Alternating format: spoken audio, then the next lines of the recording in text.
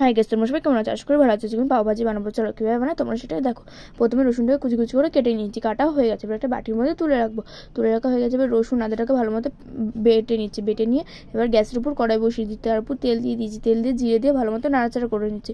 নাড়াচাড়া করা হয়ে গেছে। এবার দিয়ে দেবো আদা রসুন বাটাটা, ভালো মতো নাড়াচাড়া দিয়ে নেবো। নাড়াচাড়া দিয়ে তারপর দেবো পেঁয়াজ দিয়ে আবার নাড়াচাড়া দিয়ে দেবো। নাড়াচাড়া দেওয়া হয়ে গেছে। তারপর ভালো মতো নুন হলুদ দিয়ে আবার নাড়াচাড়া দিয়ে দেবো। নাড়াচাড়া করছি। তারপরে মাখবো আলুটা মাখছি, মেখে নিতে হবে ভালো মতো। মেখে নিয়েছি ভালো মতো। তারপরে এবার দিয়ে দেবো কড়াইয়ের মধ্যে, ভালো মতো নাড়াচাড়া দিয়ে নিচ্ছি। ভালো মতো নাড়াচাড়া দিতে হবে। তারপর দেবো আমি নুন হলুদ লঙ্কার গুঁড়ো, 3টে জিনিস দিয়ে ভালো মতো আবার নাড়াচাড়া দিতে হবে। আবার একটু লঙ্কার গুঁড়ো দিয়ে দিলাম, আবার নাড়াচাড়া দিয়ে দিতে হবে। তারপর তুলে রেখেছি। এবার বাটার দেবো কড়াইয়ের মধ্যে। বাটার দিয়ে তারপরে পাউরুটিটা সেঁকে নেবো। এবার ওটার মধ্যে বাটারের মধ্যে ভালো মতো বাটারটা দিয়ে নিয়েছি। এবার পাউরুটিটা সেঁকে নিচ্ছি।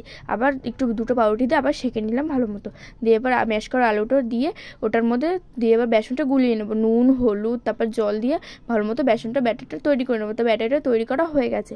এবার দেবো সেই পাউরুটিটা, আলু মাখানো পাউরুটিটা, সেটার মধ্যে দিয়ে গরম তেলে ছেড়ে দিচ্ছি। দিয়ে উল্টে পাল্টে ভালো মতো ভেজে নিতে হবে। ভেজে নিয়ে নিচ্ছি, ভালো ভাজা হয়ে গেছে। তারপর একটা প্লেটে তুলে